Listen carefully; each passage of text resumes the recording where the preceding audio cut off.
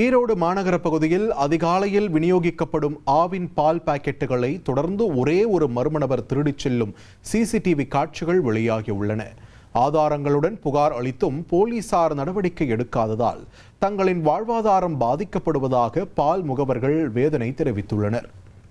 ஒரு 600 700 காலையிலையும் மதியானம் 2 நேரம் சம்பாரித்து பேங்கில் பணம் கட்டுறதுக்குள்ள எங்களுக்கு உயிர் போய் உயிர் வந்துடும். ஆனால் அந்த 700 காசு எங்களுக்கு நட்டமாக தான் போகுது. தினசரி யாரோ ஒரு பூத்தில் 120 ஏஜென்ட் இருக்கிறோம். யாரோ ஒருத்தருக்கு இந்த மாதிரி திருட்டு நடந்துக்கிட்டே தான் இருக்குது. நாங்களும் எங்களால் முடிஞ்சளவு கண்காணிச்சிட்டு தான் இருக்கிறோம். ஆனால் எங்களால் கண்டுபிடிக்க முடியல. அவனை ஒரே ஆள் தான். ஒரு நாளைக்கு தொப்பி போட்டு வருவான், ஒரு நாளைக்கு தொப்பி இல்லாமல் வருவான். ஆனால் ஸ்பெண்டரில் வரான், ஒரே ஒரு பைக்கில் தான் வரான், வேறு எதுலேயும் வர்றதில்லையும். ஒரே ஒரு ஆள் தான் ஈரோடு நகரப்புற எல்லைக்குள்ளே ஒருத்த மட்டும்தான் இந்த வேலை செய்கிறான். எங்களுக்கு அதிகப்படியான நட்டம் வருது. இதை தகுந்த அதிகாரி நடவடிக்கை எடுத்து எங்களுக்கு பாதுகாப்பு கொடுக்குமாறு மிக தாழ்மையுடன் கேட்டுக்கொள்கிறோம்.